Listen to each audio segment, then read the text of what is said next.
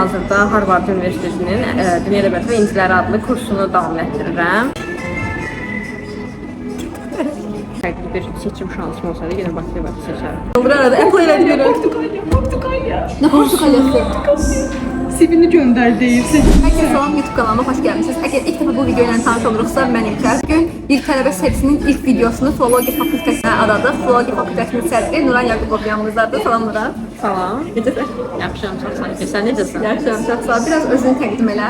Tələbə Həmkarlıqlar Komitəsində, Filologiya Fakültəsində sədr olaraq fəaliyyət göstərirəm hazırda. Həm də eyni fakültədə İngilis dili və ədəbiyyatı ixtisası üzrə təhsil alıram. 2-ci kurs tələbəsiyəm. İxtisasımı sevərək və öz istəyimlə gəlmişəm.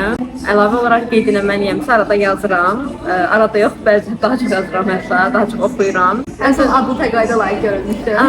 Biraz tamam nailiyyətlərini daxil Əlbəttə. Fevralın 17-sində Azərbaycan Təhsil İşçiləri Azərbaycan Təhsil Fakı tərəfindən yüksək təhsil göstəriciləri, eyni zamanda da yüksək sosial göstəriciləri olan gənclər üçün ayrılmış adlı təqaüdə layiq görülmüşəm. Hazırda Harvard Üniversitesinin Dünya Ədəbiyyatı və İnciləri adlı kursunu davam etdirirəm. Məndə də yox idi. Tam bir dənə də onu qeyd edeyim. Qeyd edə bilərəm də. Əlbəttə, buyurun. Bir dənə də qeyd edə bilərik ki, 2023-cü ildə Ulu Öndər Heydər Əliyevin 100 illiyinə həsr olmuş İnkişaf İnsan Festivalında birinci yerə çıxmışam və Elm və Təhsil Nazirliyi, həmçinin Mədəniyyət Nazirliyi tərəfindən mükafatlandırılmışam. Məncə bu qədər kifayətdir. Çox belə donanımlı bir tələbəsi. Həqiqətən Bakı Dövlət Universitetində ümumiyyətlə belə tələbələrlə çox qarşılaşıram. Özüm də onlardan biriyəm deyə demirəm. Ümumiyyətlə Filologiya Fakültəsi haqqında danışsaq, bu fakültəyə gələn insanlar əsasən hara yönələ bilərlər sonunda, ümumiyyətlə fakültə daxilində edilənlərlə bağlı? Elmə bir giriş vermək istəyirəm ki, Filologiya Fakültəsi universitetimizin ən qədim fakültələrindən biridir. Eyni zamanda prestijli fakültədir. Qeyd etmək istəyirəm ki, Arada mənə də baxacağam. aha, tamam. Hə, sən də bax mənəm. Tamam. Bugün mən daha sənə baxıram davamlı. Sən kameradasan. Deməli, həm müəllimlik ixtisası yetişdirir, həm də filologiya yetişdirir fakültəmiz. Müəllimlik isə əsasən Azərbaycan dili və rus dili olaraq bölünür müəllimliklər. Amma hal-hazırda filoloqlar fərqli dillər üzrə olur. Rus dili, Azərbaycan dili, ingilis dili, alman dili, fransız dili üzrə ixtisaslaşdırır tələbələri. Mən hal-hazırda ingilis dili filoloqluğuna təhsil alıram. Müəllimliklə filoloqlar arasında çox fərq var. Həm təhsil cəhətdən fərqlər var, həm prestij cəhətdən fərqlər var. Açıq danışmalıyam ki, müəllimlik filoloqdan prestijinə görə üstündür. Həm də bu üstünlüyü biz əslində ballarda da görə bilərik. Hansı ki, müəllimliyin balı həmişə yüksək olur, filoloqların balı nisbətən aşağı olur. Məncə aramızda filologiyanın ünlü açılışını bilməyən çox tələbə var. Filoloq dediyimiz nədir? Filoloq əslində həm dilçi, ədəbiyyatşünas iki sahəyə bölür əslində. Həm dillə maraqlanan, həm də ədəbiyyatla maraqlanan. Həm dilçi yetişdirir bu sahə, həm də ədəbiyyatşünas yetişdirir. Və universitet bitirəndə bir sahə üzrə yönələ bilərsiniz. Məsələn, mən dilçilik üzrə yox, ədəbiyyatşünaslıq üzrə yönəlməyi çox istəyirəm. Məsələn, elektrik yoldaşlarım var ki, dilçilik üzrə getməyi seçirlər. Ədəbiyyatşünaslığa yönəlmək istədiyindən bəs istədim. Ümumiyyətcə, bu sahəyə yönəlmək istəyən ki, qəbul olub fakültəyə və bu sahədə ilerləmək istəyir. Qarşısına necə məqsədlər qoymalıdır? Ümumi ortalaması necə yüksəkmi tutmalıdır? Fəaliyyətləri necə olmalıdır? Hansı proqramlar səncə daha yaxşı olar? Mən ədəbiyyatşünaslıq üzrə getmək istəyirəm və dilçilik barəsində çox belə ətraflı danışa bilməyəcəm onun yönəlməsi cəhətindən. Çünki özüm ədəbiyyatşünaslıq üzrə gedirəm. Belə bir izah verə bilərəm ki, əslində, əgər ədəbiyyatşünaslıq üzrə gedirlərsə, mütləq ki, özlərinə bir yön seçməlidirlər. Talım ki, siz ingilis ədəbiyyatşünası olacaqsınız, almanmı, fransızmı, Azərbaycanmı? Əlbəttə birinci onu seçməlidirlər. Daha sonra isə düşünürəm ki, məsələn, mən hal-hazırda öz ixtisasımla bağlı elmi iş yazıram, elmi məqalə yazıram. Mütləq həmin sahə üzrə araşdırmalar aparmağımız mütləqdir. Əgər həqiqətən bu sahə üzrə ixtisaslaşıb mütəxəssis olmaq istəyirlərsə, mən məsələn hal-hazırda Shakespeare üzərində onun yaradıcılığı, Hamlet və Makbet əsərlərini müqayisə edən bir elmi məqalə yazıram. Necə irəliləməlidirsə, öz kafedralarından özlərinə bir kafedra seçərək oradan yardım almalıdırlar. Özlərinə orada elmi rəhbər təyin etməlidirlər və onlarla bərabər birgə çalışmalıdırlar.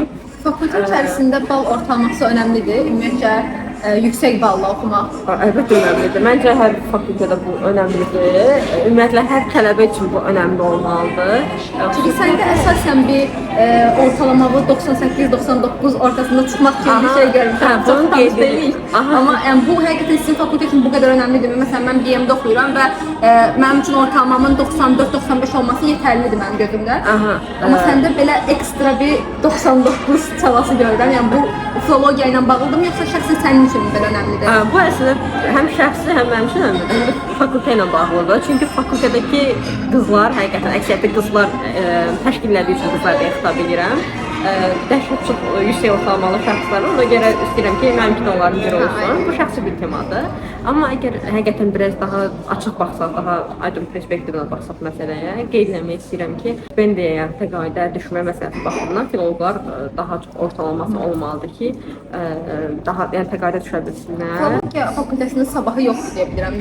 Var. Azərbaycan Ədəbiyyat müəllimliyi üzrə sabahı var, amma filoloqlar üçün yoxdur. Filologiya üçün var. Ümumiyyətlə fakültə sədri olaraq necə tədbirlər həyata keçirirsiniz və bu tədbirlərin tələbələr üçün necə faydaları var? Ümumiyyətcə qəbul olmaq istəyənlərdən kənara qəbul olmuş filoloqlar üçün, filologiya tələbələri üçün bu tədbirlər nə mahiyyət daşıyır? Harika qəbul olmuşam. Hara qəbul olmuşam?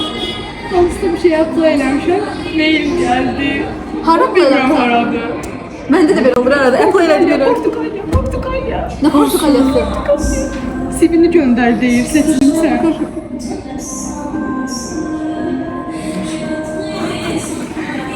Uşaqlar, növbəti videoda bunları Növbəti video Portuqaliyadandır. Portuqaliyada? qopdum şu an, tamamilə qopdum filologiyadan. Hələ qopdum. Tələbə Həmkarlıq Fəaliyyət Komitəsi, Filologiya Fakültəsi olaraq əslində kifayət qədər tələbələrin marağını cəlb edən tədbirlər etməyə çalışırıq.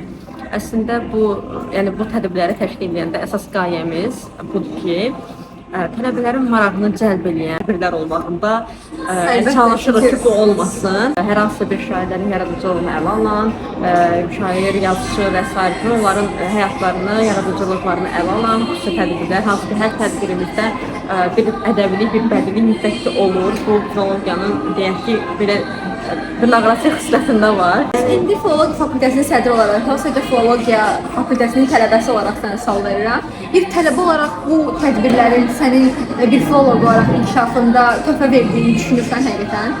Töhfə verdiyini düşünürəm. Gəlin açıq danışaq.